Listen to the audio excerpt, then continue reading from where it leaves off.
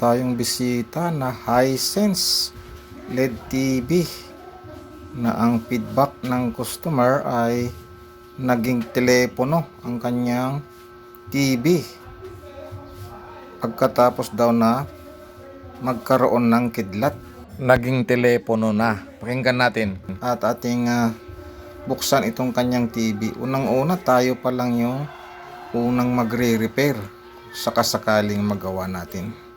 Ayan ang kanyang sitwasyon. Kaya umpisa na natin mga karekontek ang pagre-repair at subaybayan nyo kung paano natin nagawa ang TV na naging telepono.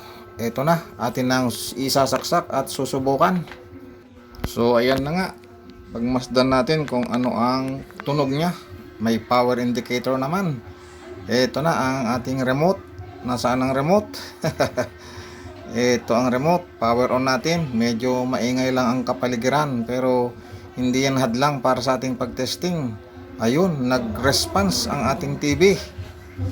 Oh, ayan oh. Isa pa nga. Adjust natin yung volume baka para marinig nyo ng ayos. Ayan na.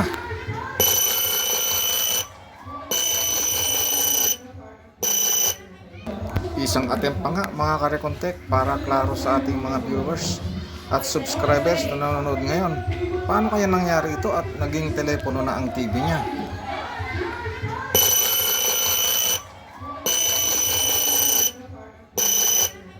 So abangan natin ang kapananabik na kabanata ng TV na to. After na magkidlat daw ay naging telepono. Sa palagay ko, ang tingin ng iba ay power supply yan. Mga ganon. Pero tingnan natin kung anong maging resulta mga karekontek. So ayan na, umpisa na natin ang pagbabaklas. Pero hindi na natin kailangan ipakita ang lahat ng pagbabaklas para hindi naman maging kahabaan yung ating pagto-troubleshoot. Sa palagay nyo mga karekontek, ano kaya ang magiging problema nito? Bakit naging telepono? What? Sa mga naiisip nyo na dahilan kung bakit naging telepono, ang resulta nito ay tama naman lahat yan sa mga diagnosis na ibinibigay nyo. Pero habang nagto-troubleshoot ako off-cam ay nakita ko na ang kanyang backlight power supply, kasi ano yan, tinutukan ko yan pag power on niya ay biglang nagda-drop tapos tutunog ng telepono. Yun naman ang aking diagnosis, kaya pupuntahan ko na agad ang kanyang backlight. Pero syempre, bago natin yan matanggal ang backlight mga karekontek, ay kailangan natin tanggalin yung top board at saka mga connector na din. So habang nag-aantay kayo sa resulta nito, kung totoo nga ba yung aking diagnosis, ako si Recontek ang nagsasabi ng katotohanan. Watch out guys!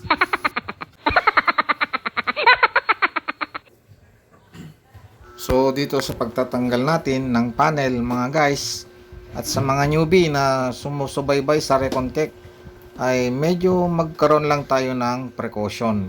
Ingatan natin na mapersa yung panel na akala mo ang tinutuunan mo ay yung surrounded na plastic cover, ay yung glass pala ang natutuunan mo. Yung mga ganong maliliit na bagay mga newbie at mga viewers ay nakakapagbigay ng precaution sa ating paggagawa. So malapit na ito at tinatanggal ko lang yung sa ilalim na connector ng top board.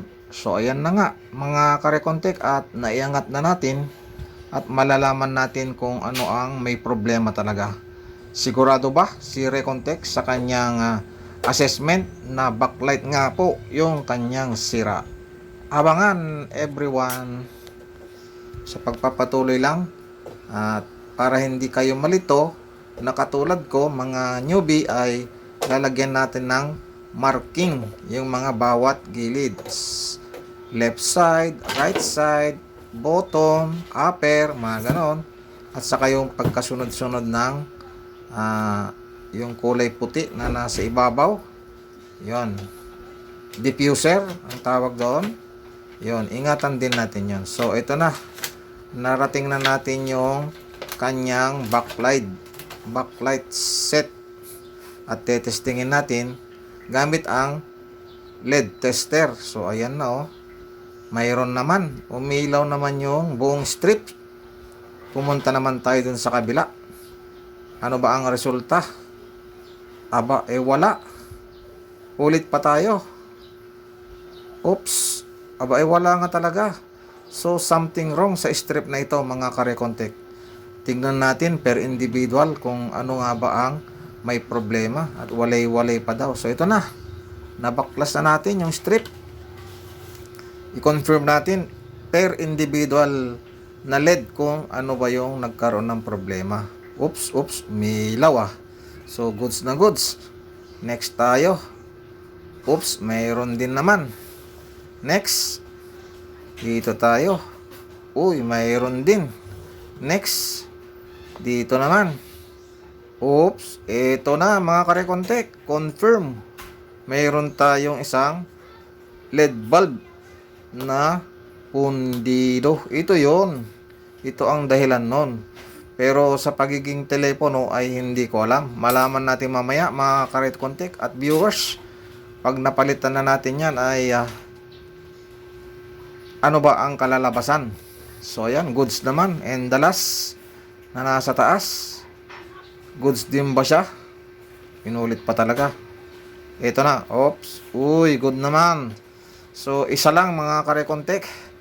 Kailangan natin i-feedback sa ating customer kung bibili ba siya ng isang set o ganitong repair lang ang ating gagawin. Siyempre, mas less gastos yung customer. Nilagyan ko ng patching method. Alam mo na yon. Kung technician ka, alam mo yung patching method. So, ito na. Buo na yung kanyang ilaw, mga karekontek. Medyo tagalan natin ng konti para malaman natin kung mayroon pang i-indap-indap o bibigay sa mga ito. So, ayan. Okay na. Goods na goods. O, ayan. Ito na yung kaabang-abang, mga karekontek. Atin nang isinasa uli yung ating mga binabaklas-baklas. Ingat lang kayo sa mga gilid-gilid, baka ma-offset kayo. Tapos madiin mamaya, tipak ang sulok ng inyong panel. Yon mga newbie ang inyong kaingat-ingatan. Meron naman yan alignment sa gilid-gilid. Meron yang guide or plastic guide. Yun ang inyong tingnan bago nyo lagyan ng cover. Para hindi natin madisgrasya. Pera na, naging bato pa. Mga ganun ba? Sayang. So, eto na.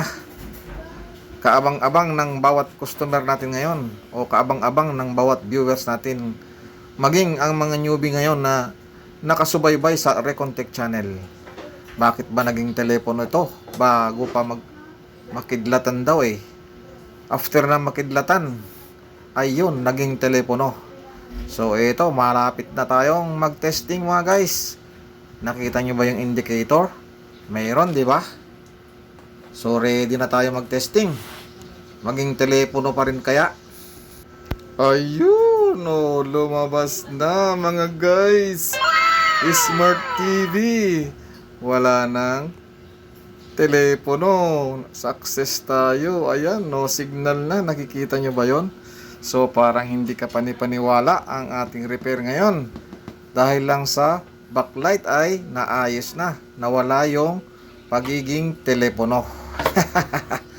So parang hindi kayo maniwala, no? Pero yan talaga yung reality na ang iniisip natin ay power supply dahil after na kumidlat nagkaroon na siya ng problema. So imekos-mekos na muna natin para medyo masaya naman yung customer pagdating niya. At ayun, ang advice niya ay as is na lang kasi nasa 700 plus yung kanyang backlight kung titignan nyo. Hisense na 32 inches. So ayan guys, para ma-confirm natin na wala ng telepono na tunog ay buhayin natin, saksakan natin ng USB. Manood tayo ng maiksing movie para mapatunayan natin na aux na siya. So ayan, no signal. Remote natin, pili tayo ng kaunting movie. Ayan, huwag kayong mainip mga karekontek. Ito ay yung last part na, konting minuto na lang. Ito ay para mapatunayan lang ni Recontech na goods na yung unit natin. Hisense 32 inches Smart TV. Ayan, settings. Huwag nyo nang kainipan. Basta ang ating ginawa ay nawala yung telephone ring. Okay, mga ka-recontact, eto na. Oops. Dito pa lang. Para sa akin ay ayos na. Kaya maraming salamat sa inyong pagsubaybay at panonood ng video na to. Welcome everyone sa Recontact channel. Sana wag kayong magsasawang sumubaybay sa channel na ito. Bye bye everyone. See you on the next video.